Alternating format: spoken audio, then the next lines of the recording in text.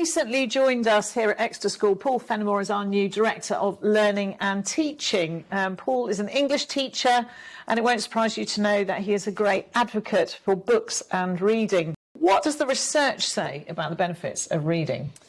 Well, the benefits of reading are numerous, really, and I think sometimes I speak to parents and they sort of might ask, what's the one thing we can do? What's the one thing? And I say, well, actually, just read.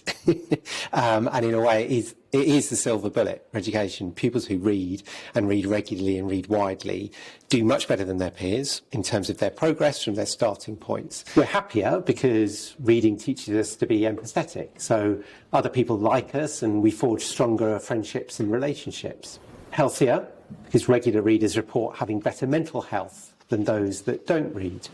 Research suggests that they'll be wealthier as well on average because, of course, they've done better at school, they've got better qualifications, and they will probably be more employable at the end of it as well.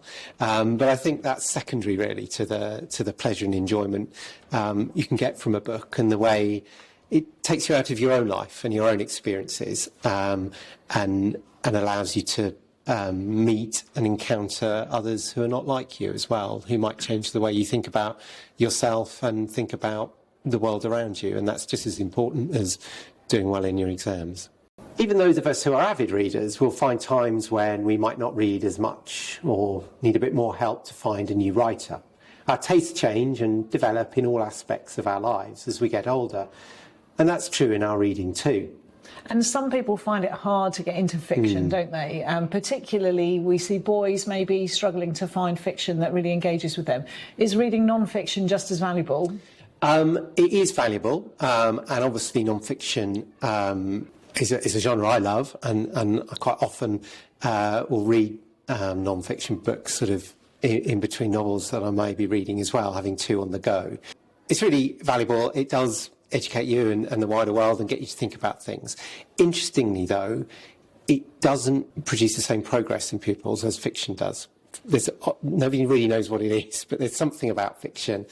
It's quite clear that fiction has a much bigger impact on progress than non-fiction or other types of reading do, but nobody's really quite sure why. And that's rather ironic, isn't it? Because you'd think that reading factual books on science, for example, would help you to be better at science. I think it's to do with the fact that reading fiction actually changes your brain, and it changes the way it works, essentially, particularly for younger children and teenagers in particular, while their brains are still pretty elastic and are still developing, and it's not yet set in its ways.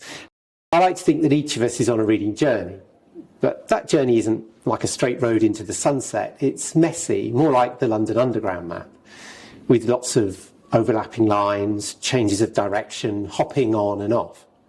If I think about my own reading journey, you probably won't be surprised to learn that books have always been a part of my life. I am an English teacher after all.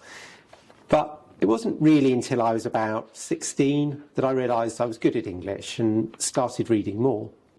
Before that, it was whatever came to hand, but there are plenty I still remember. The ones I remember most from my childhood, the Beano, Roy of the Rovers, or a weekly obsession. I used to love reading the Guinness Book of Records to try and find one I thought I could beat. Danny Champion of the World and Swallows and Amazons were both read to me, and I've now read them more recently to my own children, 30-odd years later. Then when I thought about the books I've enjoyed most as I've got older, I realised they were all suggested to me by someone else. As a child, our dog was called Tess, which led me to read Tess of the D'Urbervilles. A colleague at work told me I had to read A Secret History, and he was right. I found Beloved and Wise Children because I had to teach them for A-level and discovered I loved them.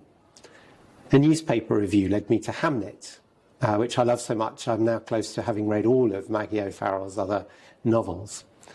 And Catch-22 is the one that nearly got away, as I was telling one of my lower fifth pupils recently at Parents' Evening, who's just started it. It took me 3 goes at reading it, but fortunately I persevered and discovered it was the funniest book I'd ever read. When I was 16, my English teacher recommended I read Vikram Seth's A Suitable Boy. I think it remains the longest book I've ever read. But I was captivated by the setting and the politics of India, and I knew it was somewhere I wanted to go. It took me another 10 years to get there. Summer of 2007, I went and taught English in a school in the north of India, in the Himalayas, and lived and worked in a village that had no electricity and water ran off the hills via bamboo pipes. A charity called Mondo Challenge, and they operate in India, but also in parts of Africa, and essentially they just send volunteers to go and teach English. The experience changed my perceptions about myself and my role as a teacher. And all because I'd read a book when I was 16. The fiction then has the power to transform us. Through fiction we can visit the past or the future. It's where we can find people just like us, or just as importantly, people whose lives and experiences are nothing like ours. Stories have the power to change our lives, the way we view ourselves, others and the world around us. I want all of us, as a school community, pupils and staff, to find a book, ideally by an author you've not read before, that might have the power to change your life, or at least the way you think about life. You'll need